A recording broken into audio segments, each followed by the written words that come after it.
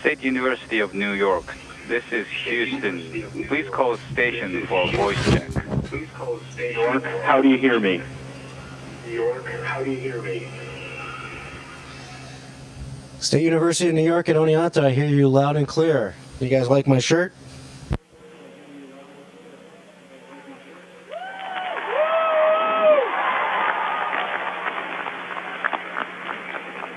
Colonel Garan, we are delighted for you to be with us this morning. I have with me several hundred students eagerly awaiting their conversation with you.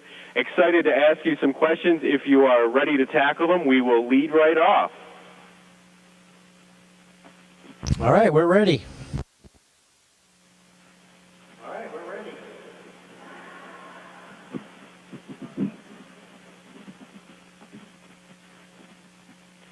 Hi, my name is Anthony, and what is your job on the space station? Well, hi, Anthony. My job on the space station, that's a good question. We wear a lot of hats on the space station. We're lab assistants, we're plumbers, we're electricians, we're handymen. We do a lot of things on board. A lot of what we do is help researchers on the ground with their experiments. But in addition to that, there's a lot that we have to do just to keep the space station going. There's things that obviously break at times that we have to fix. But we have a tremendous space station here. It's very large. It's got a lot of equipment, a lot of functioning parts, and it's all, high-tech, state-of-the-art equipment that's designed to help humans go further and further in space. So it's some of it is being tested for the first time on orbit, and so there's things that we have to do to maintain those and make sure they're working properly. So there's quite a bit of different roles that we have on board the space station.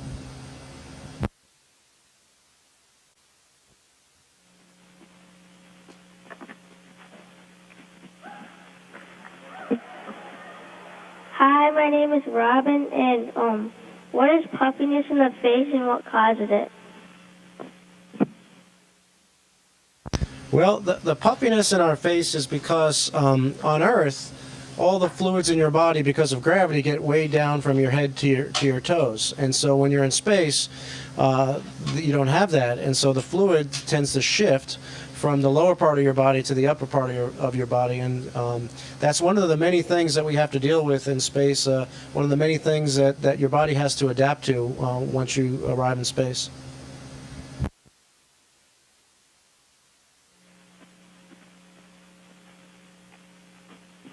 My name is Tom, and my question is, do you ever get to leave the space station?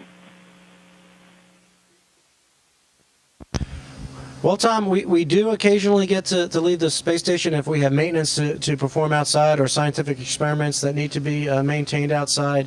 One of my crewmates that I'm on board with right now, Mike Fossum, and I, 3 years ago on the STS-124 mission, had 3 spacewalks, each of them about 6 or 7 hours long apiece. And the two of us, in about 3 or 4 weeks, will be going outside again for our 4th spacewalk together to do some more maintenance during the STS-135 mission when they arrive, and that's the last space shuttle mission to the International Space Station.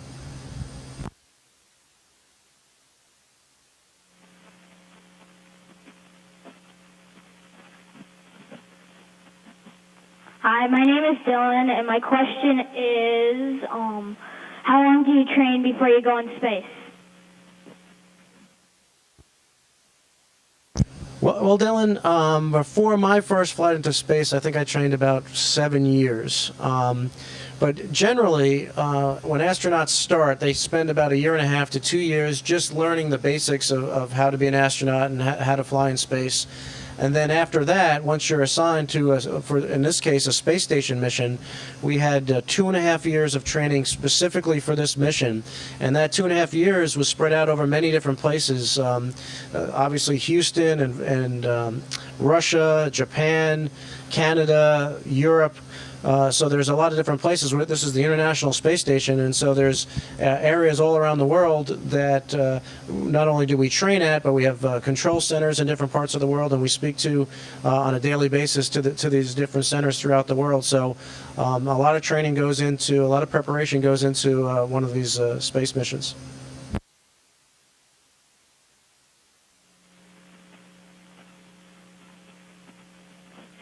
my name is Zachary, and what have you been researching lately, and what type of equipment do you use?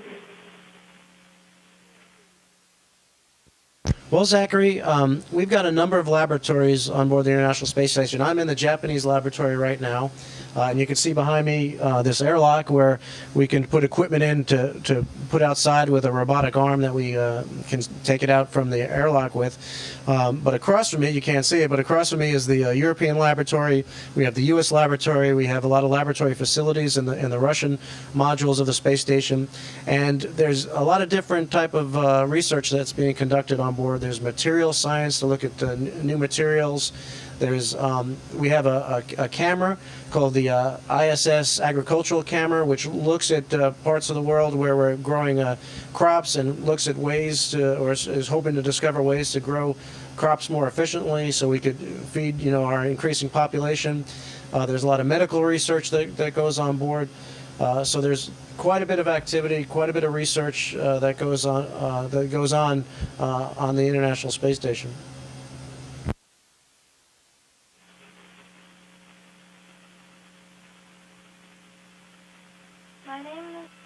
My name is Hope.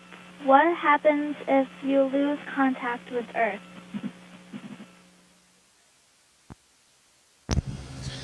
Well, Hope, actually, throughout the day, there are times where we don't have communications coverage and we do lose contact with the Earth. But if it happens through a malfunction, then we have procedures to get that communication back. And how we talk to the ground is we have satellites that orbit the Earth, and we are in contact with the satellites that relay our message down to the ground. And if something were to happen with that communication path, then, like I said, we have ways to get that communication back. But the station is a kind of an autonomous, self-sufficient space station in that it can function on its own. It has its own computers on board that are running the systems. So, for a limited amount of time, the space station is perfectly okay without communications with the ground. For extended periods of time, however, we need to get in contact with the ground, and so that's why we have those procedures to get that communication back in the case that we would lose it.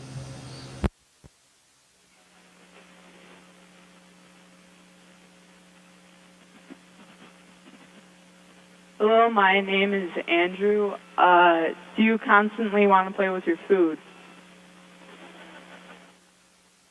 Andrew, yes. The answer to that is yes. It is a lot of fun during meals. If you let me just show you. I've got a food pack here. So this is a food pack, and this is one of the types of the food packs that we have. And you just take a scissor and you cut it open. This happens to be chocolate pudding. Probably not a good example, but this is the one that we have here. And so if you get busy and you want to open up a package or something or get a drink, you just leave your food right there floating, and it doesn't really go anywhere. And the same thing with drinks too. If even an open drink, it will basically pretty much stay right there. So like an open container of soup or something like that. So it is a lot of fun. And then of course, if you have small bite-sized things like little pieces of candy or pieces of fruit or whatever, it's always fun to eat those like a goldfish and just gobble them up that are while they're floating right in front of you. So it's always fun to in space you're allowed to play with your food. You're not supposed to do that on the ground, I guess, but in space it's perfectly okay to do that.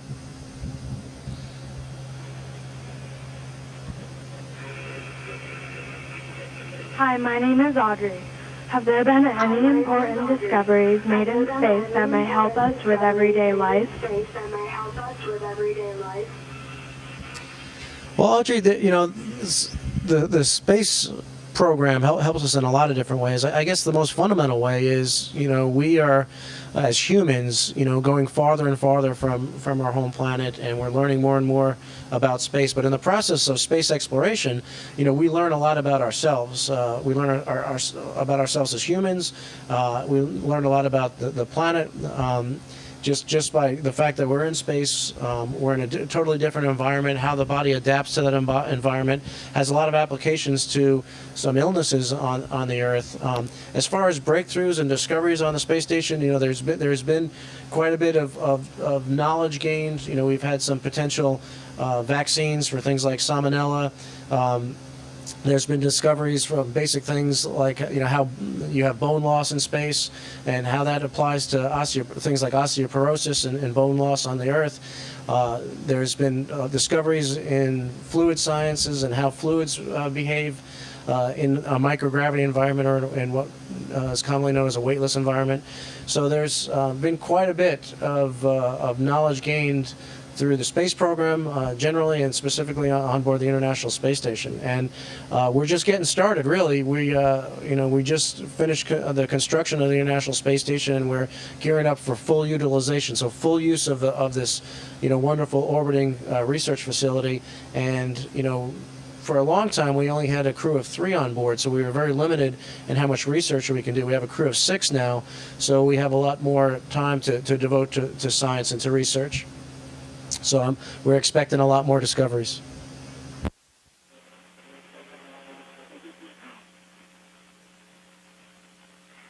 Hi, I'm Michelle. What happens if one of the solar panels breaks?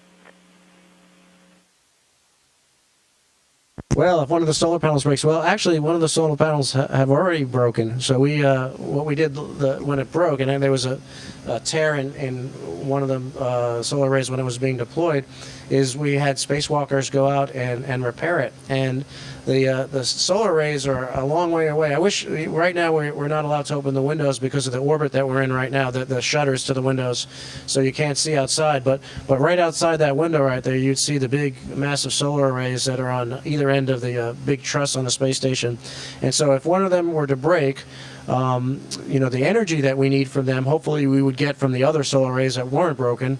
But if we it was very critical and we needed that energy from that solar array, we'd have to put our spacesuits on and get ready and go out for a spacewalk and repair it, just like has already been done. Great question.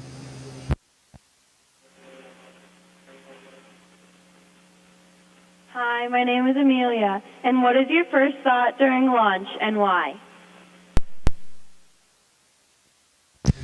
My first thought during launch, boy, I'd have to think about that. I've had 2 launches. I had one on a space shuttle about 3 years ago, and about 2.5 months ago on a Russian Soyuz spacecraft.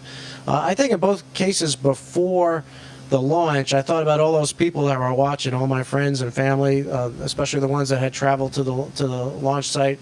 I was hoping that we would launch. Sometimes they don't launch. I didn't want everybody to be disappointed.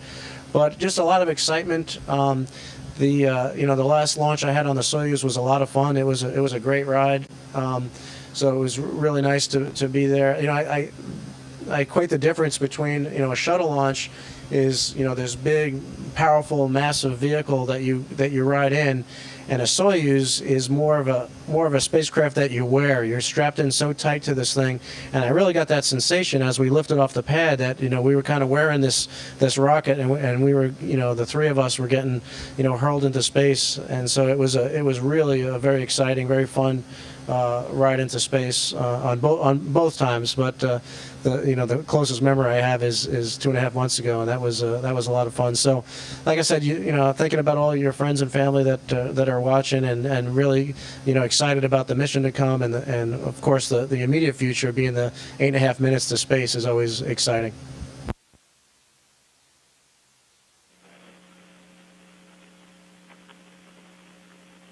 Hi, my name is Peter. Do you sometimes get claustrophobic when you're in space? Well, Peter, I haven't gotten claustrophobic. I think if I would have on my Soyuz ride. It's a very, very small vehicle in comparison to the shuttle, and certainly in comparison to the space station. I don't think you could get claustrophobic on the space station. It's huge. It's basically the whole space station is bigger than a football field, and the internal part of the space station where we live is pretty big too, and it takes you a while to get from one part of the space station to another, and while I'm talking about it, how we get from one part of the space station from one part to the other is we basically fly, and so that's a lot of fun. So I think that helps you not to get claustrophobic. We have these big wide open spaces. And we always have windows that we can look out on the Earth too, so you don't feel like you're locked inside something. So, great question.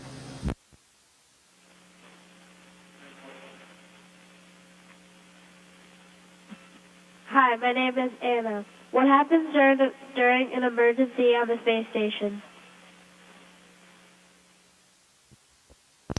Well, Anna, it depends what type of emergency that would be. We train and we practice quite frequently for things like a fire or a depressurization if there were to be a leak on the space station and our air was leaking out.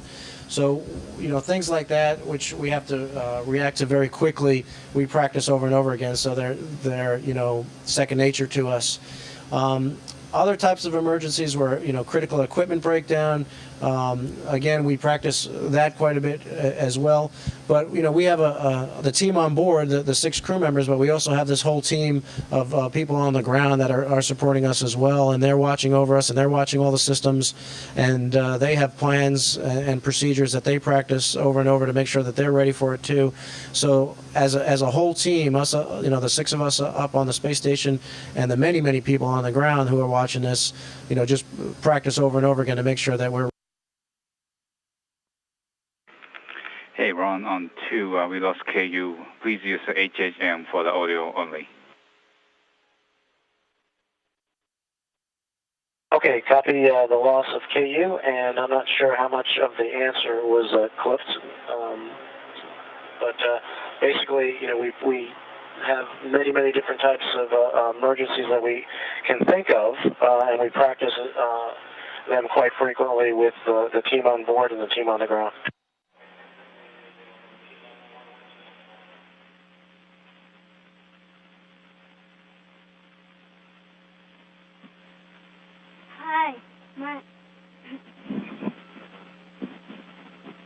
Hi, my name is Dylan. Does eating more calcium on Earth help with your bones while you are in space? Hey, Dylan, that's a really good question, and it's one of the things that we're looking at very closely is bone loss. So basically, the human body is an amazing thing, and the human body adapts very quickly to any environment that it's in, and sometimes that adaptation is not good. For instance, when we get to space, the body realizes it doesn't need as much muscle anymore. It doesn't really need a skeleton anymore because it's not holding up the weight of your body. And so you start losing part of your bones. You start losing the density of your bones.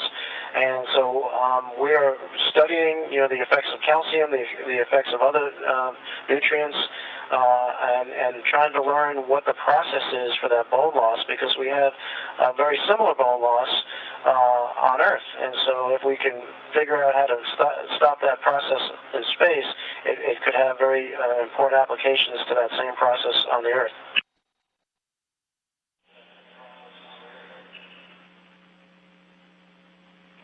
Hi, my name is Victoria, and have you ever seen anything strange in space?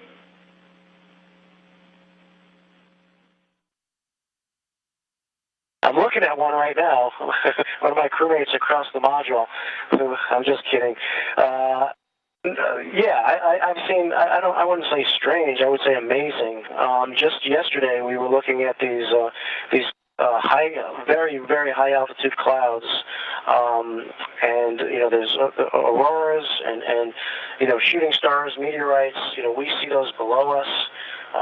Lightning storms on the Earth from space are absolutely spectacular because we see a very wide area all at once, and so it looks like strobe lights or flashes of light bulbs on Oscars night, paparazzi. I mean, it's really there's a lot of amazing things. I think one of the most amazing things is looking at sunsets and sunrises because we look down at the Earth at them. So we see on one side the dark Earth where everybody's sleeping, and then in the same view we see the daytime and everybody off at work or school or going about their business, and to see that transition out in front of you on the ground is really beautiful because there's a lot of different colors associated with that, and so strange things. I don't know if I'd call them strange. I'd say amazing, and we see those every day. And it's an amazing place to be.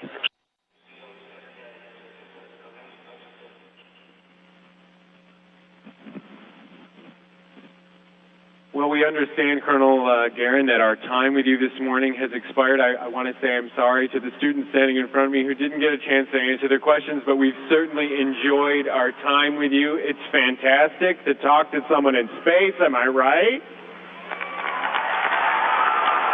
Show him some appreciation.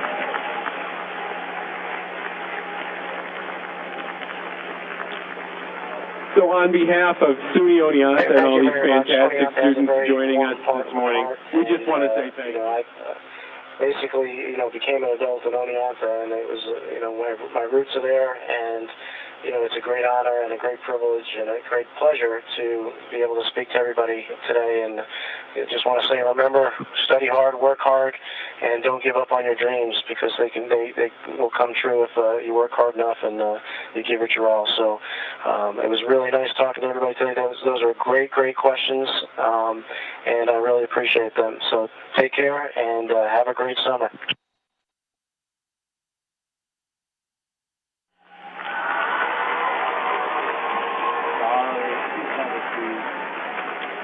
Station, this is Houston ACR. That concludes the event. Thank you.